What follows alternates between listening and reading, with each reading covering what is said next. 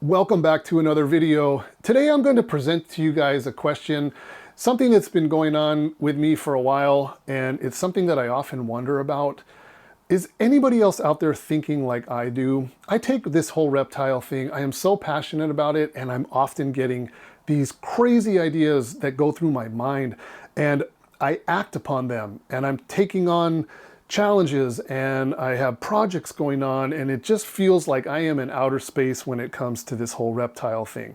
I don't know if any of you guys are thinking like me or not, or if any of you guys are out there doing the things that I'm doing. I really have no idea.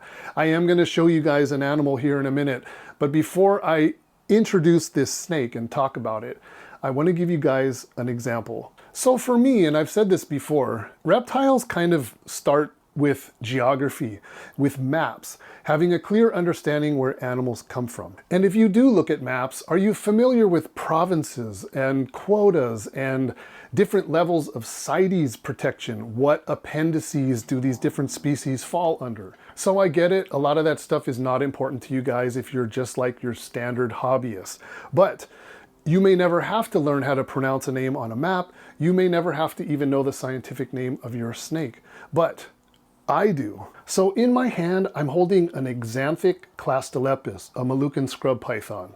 And you know, I had a well-known YouTuber come up to me at our last expo, and he asked me, where's your next trip? And I said, Maluku.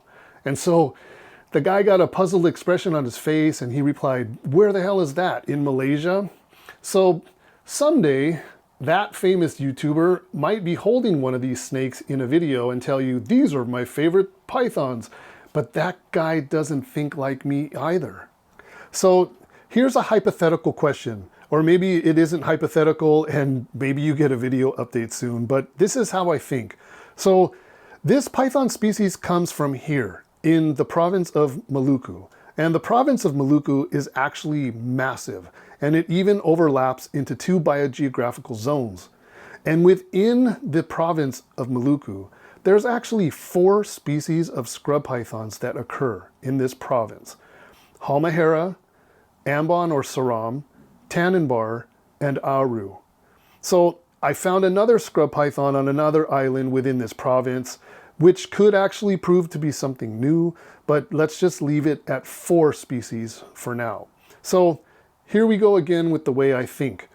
What if a business was established inside this province where local collection and quota included all of these species, as well as countless other endemic reptiles?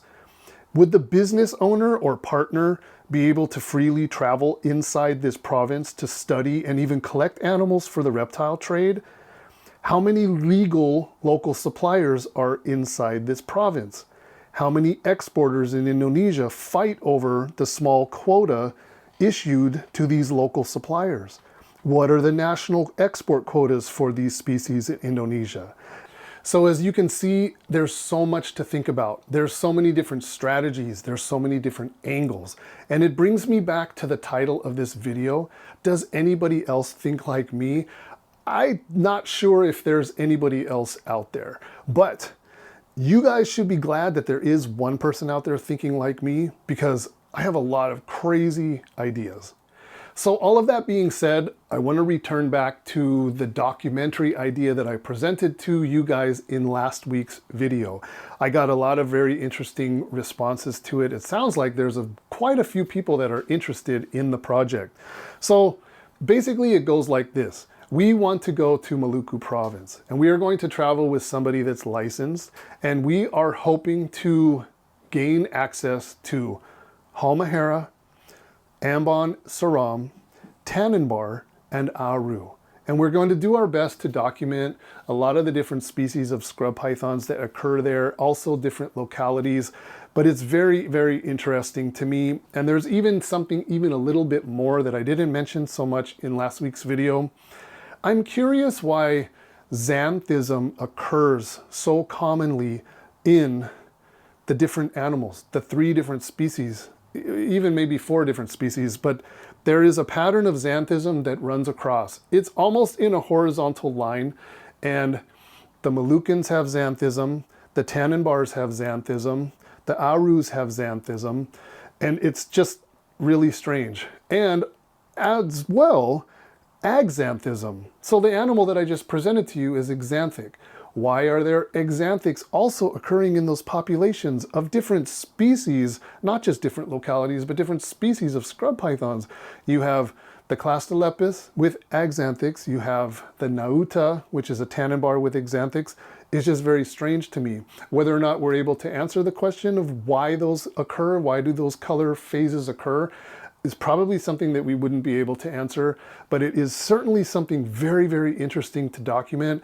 And it is right up my alley because I love to travel and I love to go look at scrub pythons. So hopefully, I realize it's a huge task. It's a lot to ask of us to try to knock it all down in one trip. It's a lot of travel. It's a lot of crazy logistics, flights, boats, overland travel by vehicle. It's going to be a bit crazy, but we are going to plan it. We are in the planning stages now, and hopefully we can knock this thing down. And of course, I will keep all of you guys up to date on the channel.